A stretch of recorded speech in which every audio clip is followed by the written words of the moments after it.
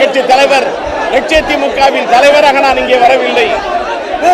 ஒரு கலைஞனாக, ஒரு நடிகனாக, ஒரு மனிதன், நல்ல மனிதன், ஒரு தலைவன், ஒரு திரை உலகத்திலே நடிகராக உதயம் எடுத்து புரட்சி கலைஞராக மாறி கேப்டன் என்ற பெயர் எடுத்து ஒரு தேமுதிக என்ற ஒரு கட்சியை உருவாக்கி தமிழ்நாட்டின் சட்டசபையில் எதிர்கட்சி தலைவராகி தனக்கென்று ஒரு தனி முத்திரையை பதித்த அவர் ஒரு தலைவன் என்பதை மீறி ஒரு நல்ல மனிதன் என்ற பெயர் எடுத்தவர்.